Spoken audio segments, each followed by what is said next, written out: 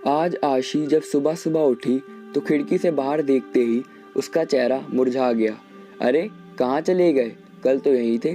इतने महीनों से रोज सुबह दोनों को देखना उसकी आदत सी बन चुकी थी, और आज जब दोनों अपनी जगह पर नहीं थे तो आशी को कुछ खाली खाली सा लग रहा था। सुबह सुबह बस वो दोनों सामने दिख जाते तो आशी का रोम रोम पुलकित हो उठता, श्वासित हो उठती थी उसकी सांसें।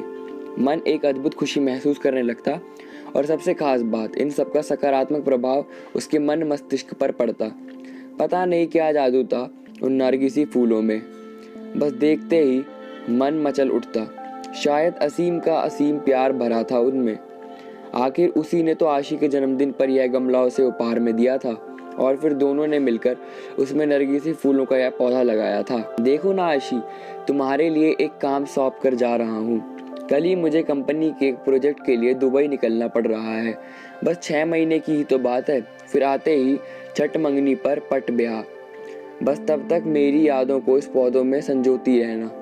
असीम को आशी को बातों में उलझाने बड़े अच्छे से आता था। असीम बेशक चला गया था, लेकिन आशी हर रोज बड़े अरमानों से उस पौधे को सींचती रही।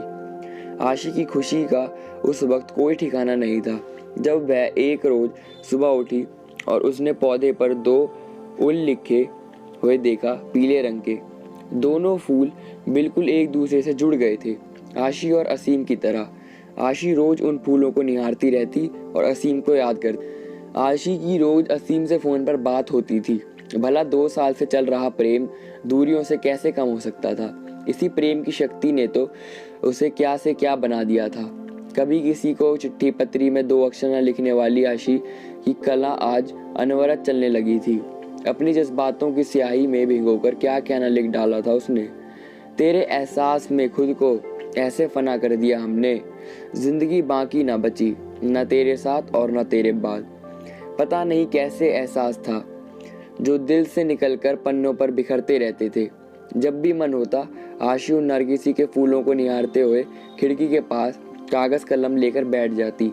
माँ जब डांटना शुरू कर देती तब सुध पड़ती कि कुछ खाना भी और घर का काम काज भी देखना है। पता नहीं पिछले कुछ दिनों से क्या हो गया था उसे। पतझड़ का मौसम आ गया था, फूल मुरझाने लगे थे। माली से पूछकर खाद पानी भी डाला। असीम को फोन पर बताया तो वह भी पहले खूब हंसा, फिर बोला पतझड़ बीत जाने दो, सब कुछ ठीक हो जाएगा। आशी फिर भी आश्वस्त नहीं हो पा रही थी। अब तो बसंत की बहार भी छाने लगी थी।